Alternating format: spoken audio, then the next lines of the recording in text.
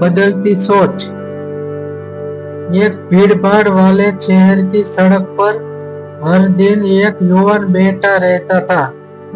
नाम था राजू।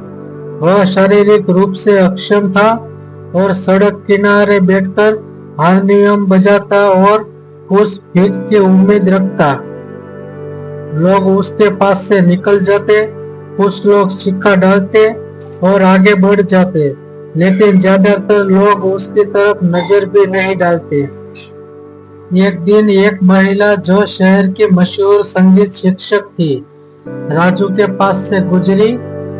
उसने देखा कि राजू की उंगलियां हारमोनियम पर बड़े सुंदर भाव से चल रही थी, लेकिन गलत सुर में। वो रुकी और बोली, तुम अच्छा बजाते हो, लेकिन सुरों की पहचान नहीं है। क्या कभी किसी को संगीत का उपहार दिया है? राजू ने सिर झुकाकर कहा, मैडम, मैं तो भीख मांगता हूँ, मेरे पास देने के लिए कुछ नहीं। महिला मुस्कुराई और बोली, अगर तुम्हें कुछ नहीं देना आता तो सुरों की भीख क्यों मांगते हो? संगीत भी एक लेन देन है, पहले दो फिर पाओ। और वह वही चली गई।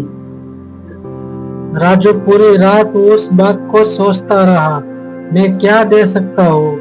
मेरे पास तो सिर्फ हारमोनियम और थोड़ी आवाज है। अगले दिन से उसने कुछ अलग करने का फैसला लिया। अब वह सड़क पर बैठकर भीख मांगने की बजाय लोगों को उसके नाम लेकर गीत समर्पित करता। आपके लिए एक गीत, आपके चेहरे की मुस्कान के लिए एक धुन। हर गुजरात के व्यक्ति को कुछ न कुछ व्यक्तिगत संगीत के जरूरी समर्पित करता। धीरे धीरे लोग रुकने लगे, कुछ उसकी वीडियो बनाने लगे, कुछ मुस्कुरा उसके टोपी में पैसे डालने लगे। बच्चों को उसका अंदाज बहुत पसंद आने लगा। अब वो सिर्फ भीख मांगने वाला अनिवार्य नहीं, संगीत में अनुभव देने वाला इंसान बन गया। शहर में उसकी चर्चा होने लगी। एक दिन वही महिला फिर उसके सामने आई। राजू ने उसके देखकर हारमोनियम पर एक रचना बजाई और कहा, आपके लिए जिसने मुझे देने की अहमियत सिखाई।